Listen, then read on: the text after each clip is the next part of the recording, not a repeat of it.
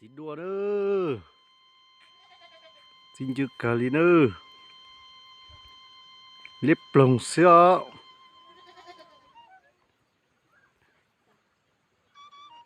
Nữa. Xin chữ cà nữa.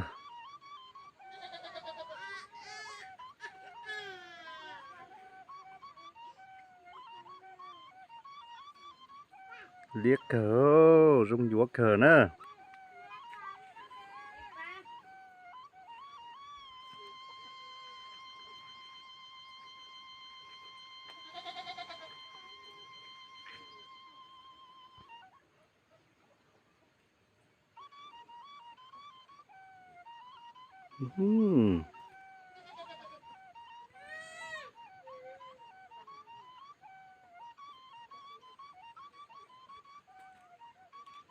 Rung câu thật tà đi nữa.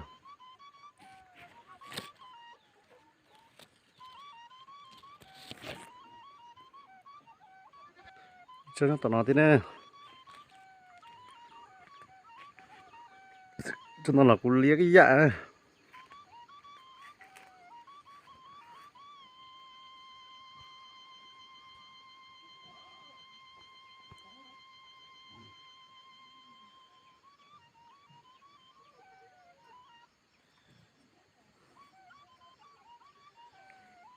Liếc bằng cái dạ này.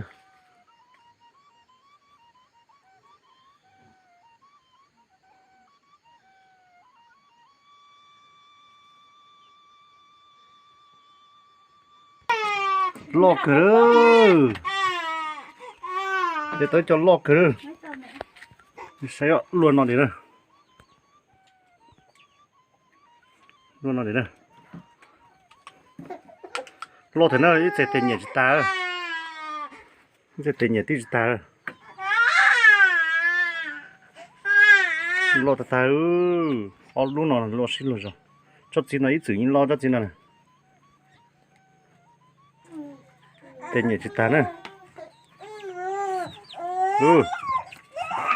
Sẽ tên nhẹ ta trong đó nè. Để tí lọt cái đấy, để lọt cái tên nhẹ ta. Lọt cái nữa.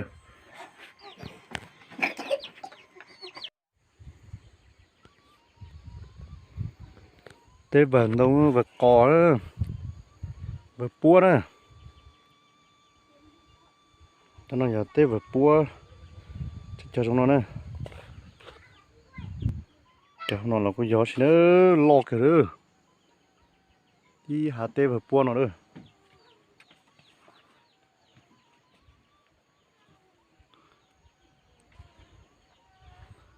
Bốn đầu cái nữa.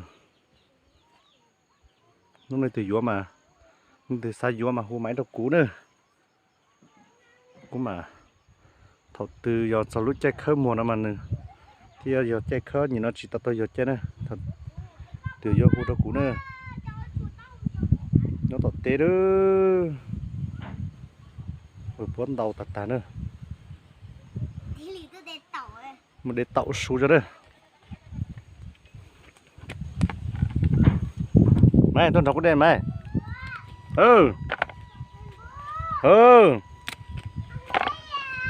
Bố để tàu xuống ha. Nó kim nó hồi. Chơi lửa. Để trong mà mỏi. Mò rồi.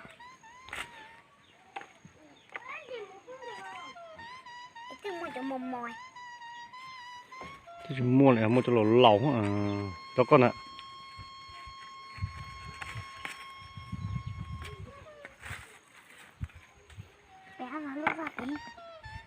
Ha.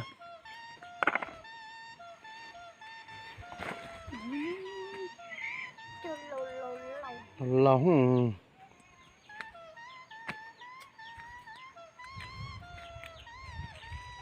Để chỗ này. Để chỗ này.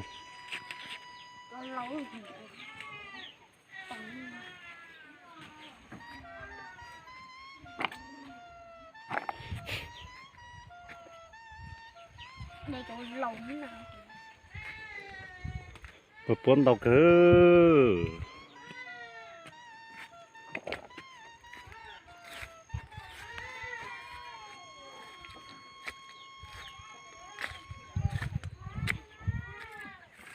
đâu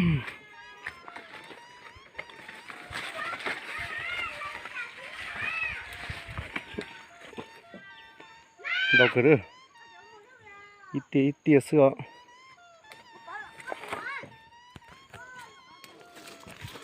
tàu nữa mình để tàu xuống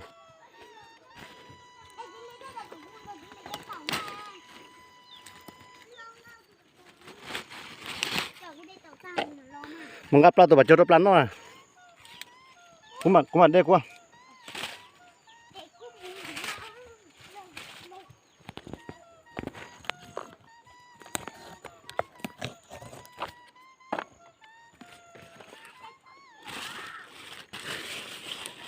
tàu lầu nữa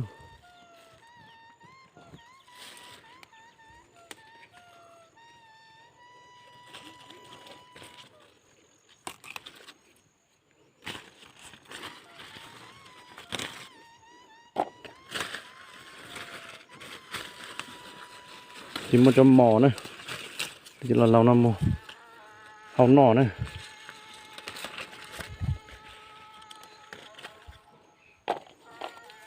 nó tọt tế mà cứ nó tậu thì nó sẽ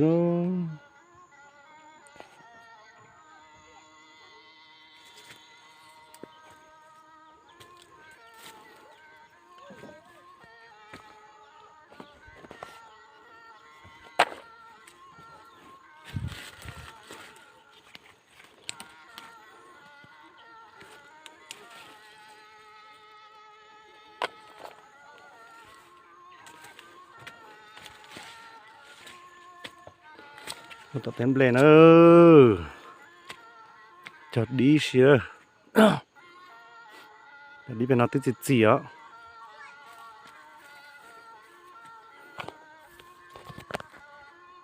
tới chỉ nè đó chính chỗ vào nó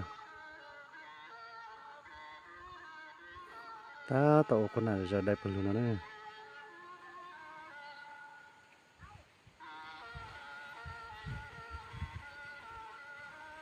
chỉ nữa đi nè cho tàu thêm lên nó nữa thêm lên nó rất xía nó nè cho có cứng rõ xí tia vào nè rong tê ta nữa cho phải bua nó lo nữa sú trồng đi nó nữa trồng hay nhiều lo tít xin này nè anh nói nhật khá mà tê lu lo tao hầu cho vào nó nè lo cái này từ gió nó mà con mẹ cho cá non cho cục mà khá tôi cho nên từ nữa